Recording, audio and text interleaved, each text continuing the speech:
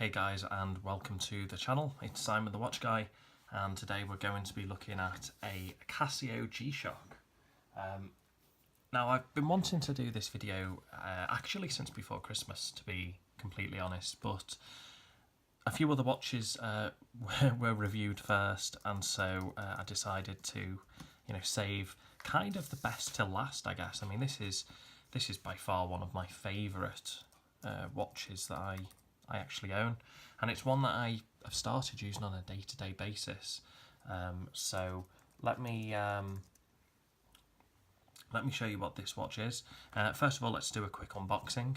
Now this is actually a reissue of a watch that came out, I think it was in the 80s actually, but let's just dive straight into the watch first before we get into that, shall we? So this is the G-Shock GWM5610-1, and if we just take out all of this information here, it's using the module 3159. You get a huge, massive booklet here. It's got your register online and win, your more information, warranty, etc. Well, in fact, the warranty card is actually this one. If I just take this one out, it's the international warranty card that comes with the watch. And then finally, in the box, you get this tin, really nice tin down at the bottom, and it says G-Shock since 1983, shock resist, water resistant to 20 bar, which is 200 meters. And if you open this, normally the watch would be inside here, but it's not there right now, and that is because it's currently on my wrist. So let me just take the watch off and give you a quick run through of the watch itself. Okay, so the first thing to notice about this watch, I mean, if you compare this to the F91, the strap is just kind of quite loose. It's whereas this one is sort of naturally shaped to your wrist. It's already in a kind of circular position, really. So it's kind of like a resin strap. I don't think it's rubber, although it's very comfortable, I have to say. But it is kind of, I mean, if you were to really give it some force, I get the feeling it might possibly snap. I mean, not this material here, just this bit at the top. But I mean, unless you did that on purpose, I don't think that would happen. Anyway, on the back it says shock resist. It mentions the 20 bar, gives you the model number, and it's got the shock absorbing structure, it says there. Made in Thailand, so this isn't actually made in Japan or even in China. It kind of shocked me to see that this was actually made in Thailand. I just didn't really expect it. Now, you've got this kind of, it's kind of like a weird loopy design, but it goes quite well, the buckle. Plenty of holes on the band here on the strap, so you can really get a good fit. I wear it probably on maybe about this one here, and it fits quite snug, which is good. You've just got the 4 screws holding this in from each side, and around the module itself you've got the thick plastic. Now this isn't quite as big as some of the some of the Casio G-Shock watches that you'll see out there, and I think that's a good thing, because personally, as much as I like G-Shocks, I think some of them are just simply too big for my liking, whereas this one, it's just about right. I mean, on my wrist, it just fits nicely. However, there's a lot of people who do call this the big brother of the F91. Now, the F91's profile is obviously, this is the F91, this is the G-Shock. It is slimmer on the F91. Obviously, it doesn't have all the G-Shock plastic coatings and the shock resistance. But yeah, I mean, and to be honest, the weight difference is negligible. This one is probably a little bit more heavier, but this one is they're both still light, is what I'm trying to say. So you don't really notice it's on your wrist too much, unlike some of the bigger, heavier watches out there. I mean, I don't think I've got any heavy watches personally. I like a light watch. I think that's good. Okay, so moving on to the actual features of this watch. First and foremost, you've got the full illuminator. So if I just press this button here, let me just get there you go. That only lasts for about 1 second. You just press this top button in the top right corner and it'll illuminate the entire screen, which is good. The annoying thing about that is, sadly, when you press this and it goes off and you're trying to navigate through the menus in the watch, it's a bit frustrating because obviously you've got to tap this button and then that being said, you really have to use your fingernail to dig deep in there because it's quite a sort of deep groove in the watch. Now, Casio have done this on purpose, and this is for water resistance. So the buttons are extremely close to the actual watch itself. Again, this is just to make the watch as as waterproof as they possibly can. As mentioned, you do have the shock resistance. The whole construction of the watch is designed so that it protects the module inside against the impact and the vibrations as you knock it or hit it against something.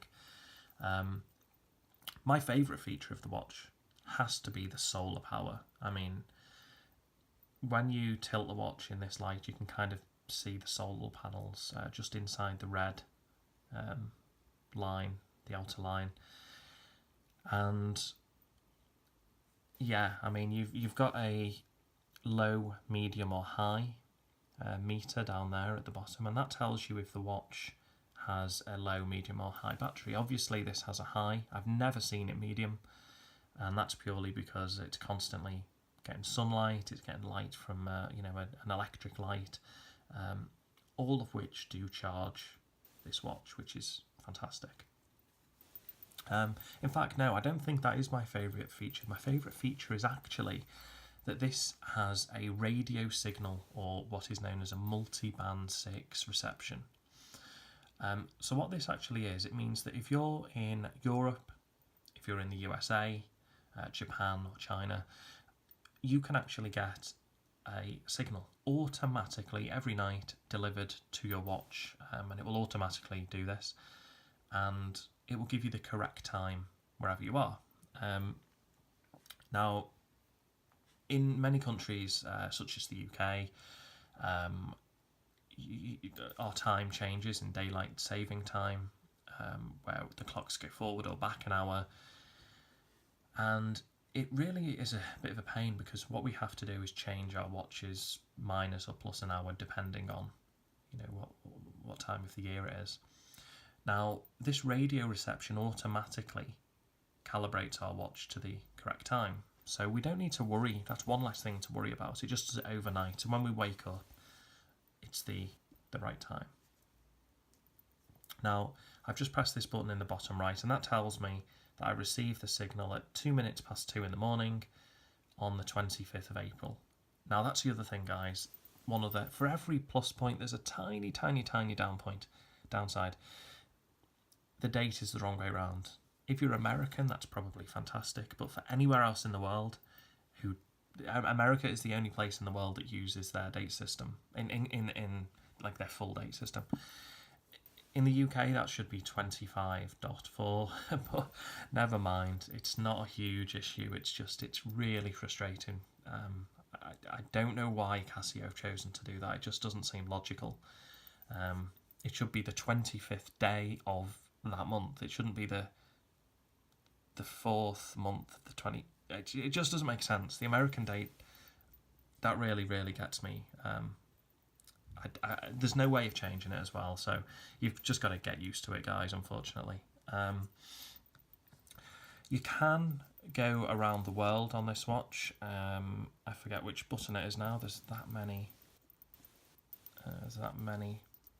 Features. There we go. World time. So we've got NYC, which is New York. That's the time in New York right now. There was the light. You can just obviously press the button in the bottom right, sorry, to go Paris, Rome, Berlin, Athens. I think was that Cairo, California. I'm not sure what that was just then. I didn't see it. Jersey, Moscow. There's just so many different places that you can actually cycle through and check the date. Singapore, Hong Kong. I think that was Taipei in Taiwan. You've got Japan, Tokyo. Really great. It really is good. Sydney. And we'll just see if we can get back to...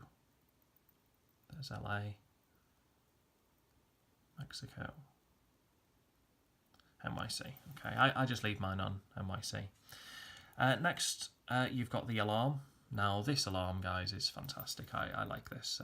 So on my other Casios, you can only set one alarm. On this one, you've got alarm 1, so 6:30. You've got alarm 2, 7:30, alarm 2, 8:45, and alarm 4 today is 13:55, because I've set a reminder for myself today. You just toggle the reminder by pressing the top left, on or off. And you've got a snooze, which I never really use this, to be honest, so I can't really go into detail on how this works. I've probably used it once, and it just wasn't something I would really use. So you've got the hourly signal, so every hour, or I think you can custom set this. You could set it to every 15 minutes past the hour, and it will actually chime. Now, I find that quite annoying, so I don't have that on. And then you've got the alarms again. Now, what I do like about this as well is you've got a countdown timer here, so you simply just... I won't do it now because I don't need to set a timer, but if you hold in this top left button, you flick between the hours, minutes, seconds with the bottom left. You set them with either of these two buttons, and then you press the top left to set it. And that's a countdown timer. You've got a stopwatch, so start, okay, stop, and reset is in the bottom left. And then you just press the bottom left again to go back to your main screen, as you say. So it's quite a feature-filled watch. You do also have what I think is another fantastic feature of this watch. If you don't use it for, I think it's 50 minutes, I'm not sure the exact amount of time, but the display goes off.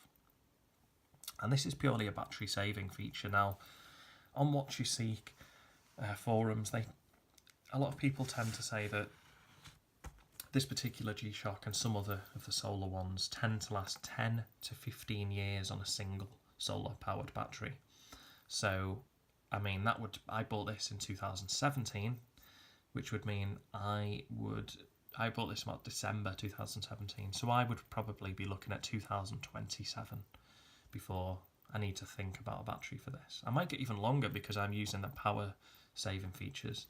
There's also a feature where you can, so when you tilt the watch, it will display. In fact, I'll try and show you that feature. It'll try and give you this backlight. So you're just holding this button here and you'll see it's just brought up this A.EL, I think it says. Yeah, it does. So what should happen is, as the watch is on my wrist, you bring it forward. It never works for me. I'll try it once or twice more, but I've never... It's supposed to activate the tilt sensor, but it just never ever works, even if it's on my wrist. So I'll try it one more time. No. Sometimes it works, sometimes it doesn't. I think that's a pretty poor feature of the watch. It should be good, but it just simply doesn't work. So if I hold that in, you'll see it's just turned off that feature. And I think that covers most things really with the watch. The only other thing to really mention about this is the mineral glass here is pretty decent, pretty tough. It resists scratching apparently. I've not really had any issues with it so far. I did mention earlier it's certified to, well, it's classified rather than certified. Classified, should we say, to go 20 bar, which is 200 meters, just for free diving. ISO 22810 for anyone who's interested. The weight we mentioned before, it's approximately 51.7 grams. And then the height, the width and the depth, you've got 46.7 millimeters height. Width is 43.2 millimeters. And then the depth is 12.7 millimeters. And I think, guys, that just about covers it. The only other thing to mention really on top of all of this is for anyone who cares, you can set a 12 or 24 hour format. And you can also, you can do what I've done and actually turn off the volume. So every time you press a button, it won't bleep. If you just hold in I think it was this bottom left button, if you just hold it in, there you go. It has that annoying bleep. So I hold it in. There you go, you'll see the little mute kind of symbol there. And there we go. So it's as simple as that. Overall, this watch really is a standout. You can pick this up on Amazon right this second as I record the video for $74.99. I would personally go for that deal from Amazon. I did have a bit of trouble from Argos a while back, so I'd recommend people don't go through Argos. I thought the customer service was absolutely terrible. So definitely go with Amazon. Amazon have got great customer service, and I just can't see anyone not liking this watch. I mean, for the price of it and the functionality, you know, this isn't... I've got my Orient Bambino if I want to go, you know, on a nice... if I want a dress watch for an evening out. But this is... It kind of is a beta watch. You can use this, you know, if you want to go swimming, diving, rock climbing, you know, whatever the hell you want to do. But at the same time, it's so functional. The battery is extremely long lasting. It's a set it and forget it watch. Put it on your wrist, set the time, set the country you're in. The instructions will go into more detail on that, on how you do it. And once you've got the correct time set up, you can just literally leave it and, you know, provide it sunlight, and that's all you need really in order to use this watch as intended. Anyway, that being said, guys, that kind of wraps up the review.